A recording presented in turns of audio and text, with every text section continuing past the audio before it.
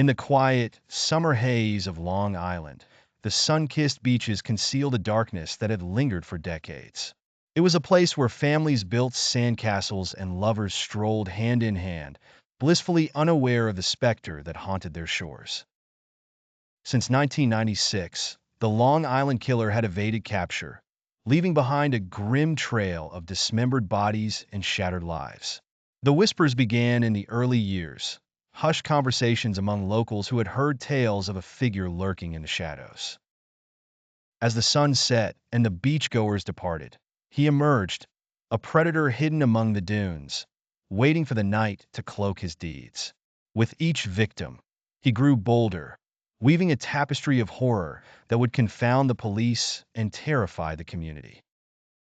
Among the 14 victims, each story was a haunting echo of intimacy gone wrong. Most were young women, drawn into a world where trust had turned into tragedy.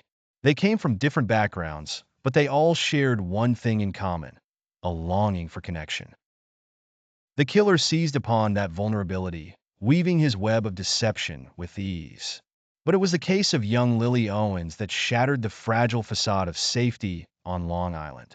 A spirited girl of just 16, Lily was known for her bright smile and vibrant energy. She had dreams of becoming an artist, spending her afternoons sketching the world around her. One summer evening, she set out to meet a friend at the beach, her heart full of excitement and hope. That night, the waves crashed against the shore, but they carried with them a different kind of sound. When she didn't return home, her parents' hearts sank into a pit of dread. Days turned into weeks, and the search for Lily intensified.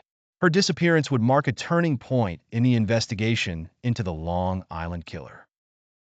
As the police launched a renewed effort, they discovered chilling patterns in the killer's previous crimes. Each victim had been lured under false pretenses, often through online interactions or local gatherings. The community was shaken to its core. Detective Sarah Reyes, a seasoned investigator, took the lead on the case. She was determined to bring the killer to justice, fueled by the memory of Lily and the pain that had scarred the island.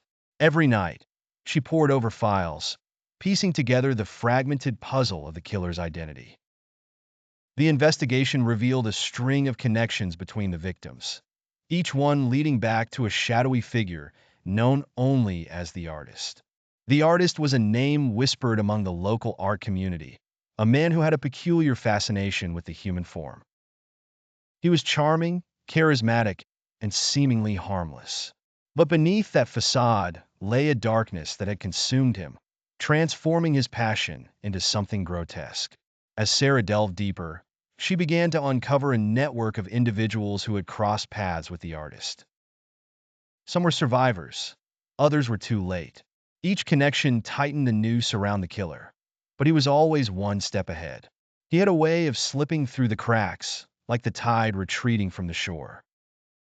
In a desperate attempt to draw him out, Sarah organized community forums, urging residents to come forward with any information. The beaches became a focal point of fear and solidarity as the people of Long Island banded together in hopes of reclaiming their home. One evening, while reviewing CCTV footage from a beach access point, Sarah noticed a familiar figure. He seemed out of place, lingering near the dunes just before a victim disappeared. The footage was grainy, but enough to ignite a spark of recognition.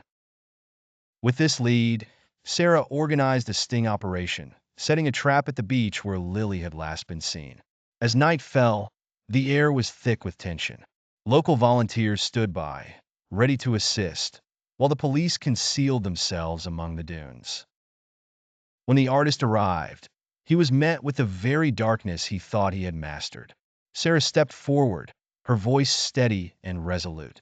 "You've taken enough from us.